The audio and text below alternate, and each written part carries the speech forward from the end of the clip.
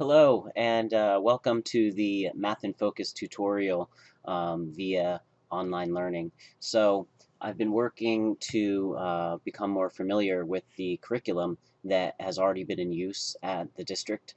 We've been using bound books and actual physical paper copies for a lot of the work that we have done up to this point. However, with the new purchase of this online tool, I wanted to give you a quick review of what you will be able to adapt into your blended learning curriculum, or if we are digitally or virtually teaching.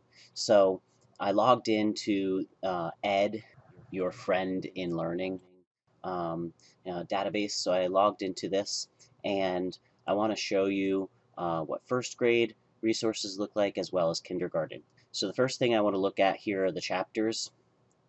I've spoken to other teachers that have been using Math in Focus, and the virtual chapters are different than your book from last year. So we've made some modifications in terms of the planning and schedule guide, but I'll click through here as people were surprised in that some chapters are different or changed, or they're in different locations. So we have addition, subtraction, shapes, numbers, calendar time, addition and subtraction 40, length and weight, numbers to 120, addition, subtraction up to 100, graphs, and then money. So there's 13 chapters. I think that speaking to other colleagues, that might be different for you, or even in just the order of those. So after we look at grade 1, let's go take a look at kindergarten. So there's no, oh, there it is. Kindergarten's on the bottom. So same thing, some of these chapters are going to be a bit different or changed for your groupings.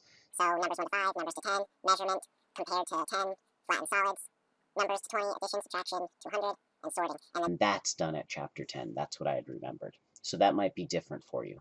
Now, as you've noticed, I clicked both of the changes, and even when I go back to first grade, you'll see here the chapter breakdown, but then down below are a list of all your resources. So as you get this new curriculum, you're going to want to go and look through some of those different components. Let's take a look at them now. All right, so I'm going to go slowly through some of these lists of resources, but I felt that a really nice visual for us to look at first was their digital walkthrough guide. I felt like this was a really nice visual for us to be able to look at this. So there's tabs on the web page that are going to help us to see what it is that we're working on. So we can either discover, we can create, we can have the students work on assignments, we can have the students' data recorded and shared to us, and then you can get recommendations for assessments based on what kids are working through. What I like about that tab system is that inside of Create, you can actually organize all of your lesson plans. So it's helpful to be able to select and add to your class. You can also assign individual assessments to your students. So now let's go back to what I'm speaking about, and inside of Create, I don't have any plans yet, but I can click on Create a Plan, and inside of Chapter 1, I can now add resources from Discover. So let me go and say, okay, inside of my plan, I want to look at my teacher edition, and I want to add this into chapter 1. So now when I go back to create, I already have that resource and already organized for me to use. So now that we know that we can use the tab to create and set plans, I went back over to kindergarten to show you that if I'm inside of my create tool, I now can set a chapter 1 for first grade, and I could have a chapter 1 plan for kindergarten. If I go inside my kindergarten plan, I don't have anything there to use. So again, I click on this link to go back to the Discover tab. I go back to kindergarten.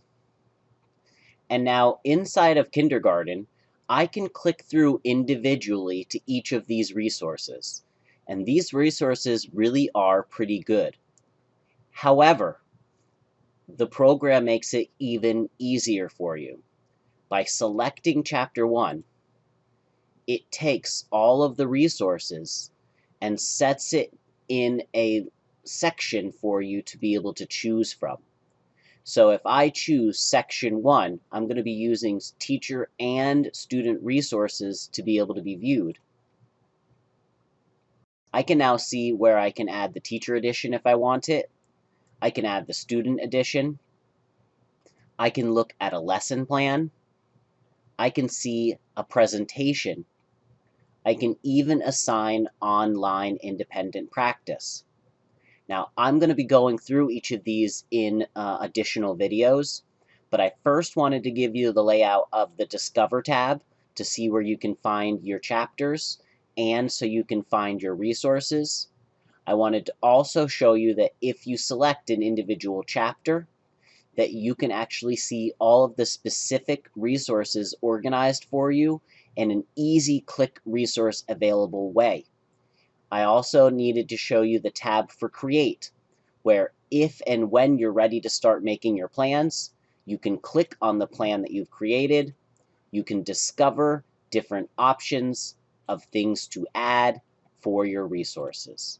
Thank you, and stay tuned for additional videos that help to see the specific resources and availability.